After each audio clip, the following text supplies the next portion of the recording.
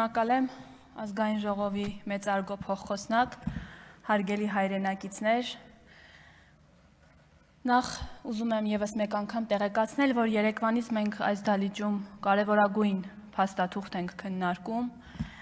26 թվականի բյուջեի նախագիծը եւ պարոն Հովհաննիսյանը մանրամասն ներկայացրեց, ինչի համար ուզում եմ շնորհակալություն հայտնել եւ ուզում եմ առանձնահատուկ շնորհակալություն հայտնել Հայաստանի Հանրապետության վարչապետին, ով ապահովել է բոլոր պայմանները, որ մենք այսօր իրական եւ խաղաղ Հայաստանում քննարկենք այս կարևորագույն նախագիծը, կարևորագույն փաստաթուղթը։ Եվ ուզում եմ երեկվանից իմ գործընկերները խոսեցին, ես էլ ուզում եմ մի փոքրիկ անդրադարձ կատարել,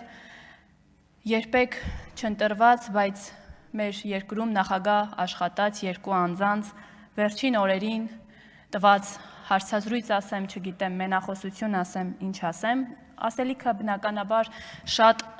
չի, որովհետև այն մարդիկ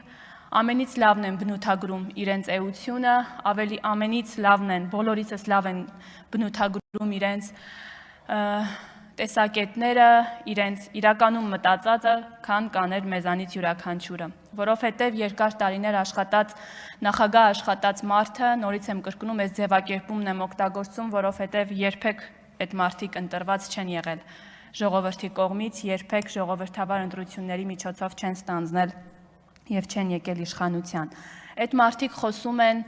դպրոցաշինության մասին եւ դպրոցաշինությունը համեմատում են թալանի եւ կոռուպցիայի հետ։ Հարգելի հայրենակիցներ, բնականաբար ես առիթ ունեցել եմ անդրադառնալ այս թեմային եւ կարճ մեկնաբանություն ունեցել եմ, բայց եւս մեկ անգամ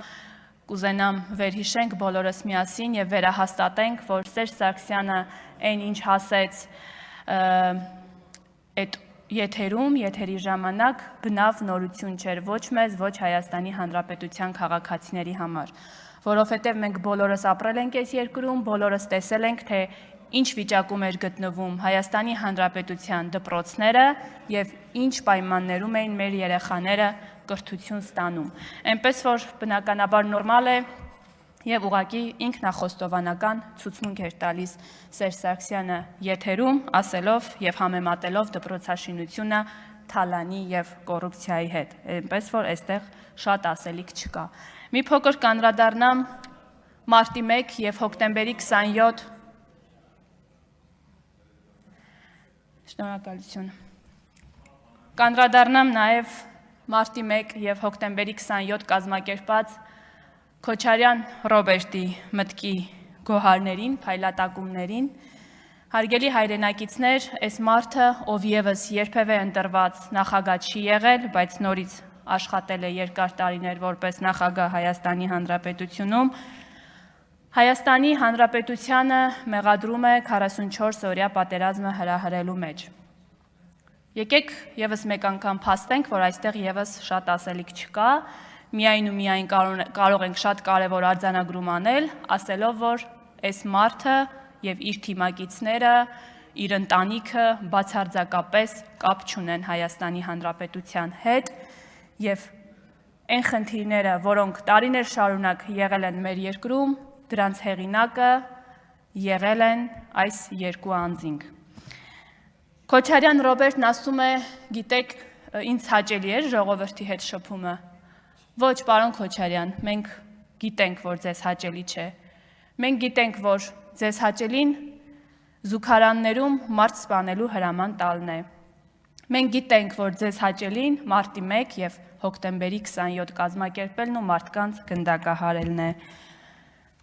Ինչպես Սերժ Սարգսյանի դեպքում ասեցի, այստեղ եւս կարող ենք ֆիքսել, որ բացարձակ նորություն չեք ասում։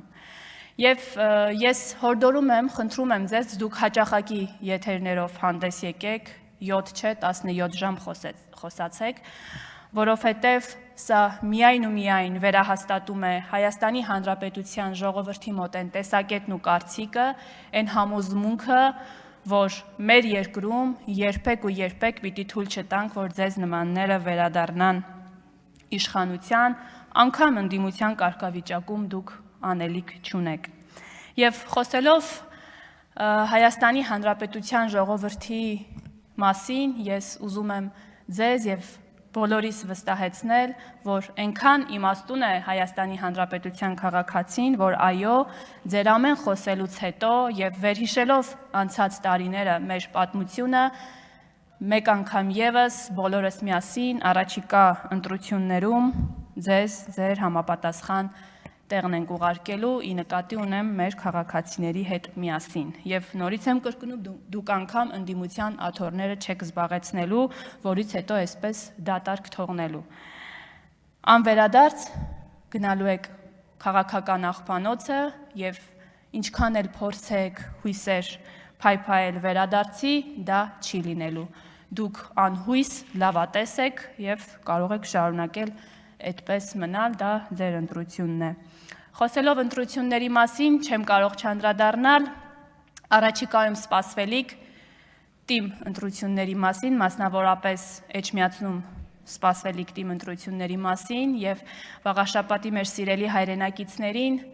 ուզում եմ ասել եւ խնդրել հորդորել, որ վերջիններս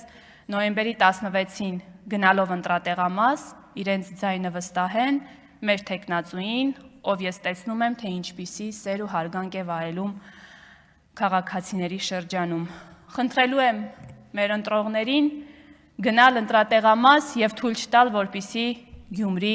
2 տեղի ունենա։ Իսկ թե ինչ տեղի ունեցավ Գյումրիում բոլորս գիտենք եւ նաեւ գիտենք, որ Քոչարյանասերժական բանդայի Բաղձալի երազանքը Գյումրի 2-րդ իրականացնելն է, որը մեր քաղաքացիները, այս դեպքում Էջմիածնի մեր սիրելի հայրենակիցները թույլ չեն տալու։ Հիշեցնեմ, որ մեր թեկնածուն քվեաթերթիկում համար 7-ն է եւ նորից եմ կրկնում ամենայն պատասխանատվությամբ, որ վայելում է Էջմիածնի բնակիչների հարգանքը, սերը եւ վստահությունը։ Հարգելի հայրենակիցներ, խոսելով Էջմիածնից չեմ կարող կարճ անդրադարձ չկատարել մեր սրբության սրբոց մայրաթորին եւ այս ամբիոնից եւս մեկ անգամ ուզում եմ տեղեկացնել մեր հայրենակիցներին, որ հոգեվոր նորոգման գործընթացը մենք սկսել ենք ինքներս մեզանից եւ ես վերջին շրջանում հատկապես ամեն կիրակի մասնակցելով պատարագների վստահորեն կարող եմ ասել, որ Հայաստանի Հանրապետության հոգեվոր արժեքներ կրող քաղաքացիները, իրական հոգեվոր արժեքներ կրող քաղաքացիները մեր կողքին են եւ մենք բոլորս միասին կարողանալու ենք շատ շուտով վեհարանը իրականում վերադարձնել վեհին։ Եվ նորից այս ամբիոնից ուզում եմ իմ աջակցությունը հայտնել այն բոլոր իրական հոգեվորականներին, ովքեր այս պահին հայտնվել են կտրիչի սև ցուցակում եւ ուզում եմ ասել Տեր Արամի գլխավորությամբ այդ մարդկանց զորակցություն եմ հայտնում եւ ուզում եմ ասել, որ իրենք ունեն իրական հոգեվոր քաղաքացիների աջակցությունը, բոլորս կանգնած ենք նրանց կողքին եւ մենք կարողանալու ենք նորից եմ կրկնում վեհարանը վերադարձնել վեհին։ Ինչքան էլ ընդդիմանան մեր ընդդիմադիրները կամ նույն կտրիճը իր բանդայով ամեն դեպքում դա մեզ մոտ ստացվելու է եւ այդ վստահությունը ինձ մոտ նորից եմ կրկնում առաջացել է այն պահից սկսած, երբ ես տեսել եմ, թե ինչպես է հայ ժողովուրդը, հայ ժողովրդի մեծամասնությունը այս պահանջով մասնակցում իրական հոգեվոր նորոգման այս գործընթացին։ Աջակցությունս են բոլոր հոգեվորականներին, ովքեր նորից եմ կրկնում կտրիչի սև ցուցակում են հայտնվել ու սա է հենց այն ցուցիչը, որ իրենք են իրական հոգեվորականները, ովքեր տեղ են ունենալու մեր սրբության սրբոց հայ առաքելական եկեղեցում։ Շնորհակալ եմ։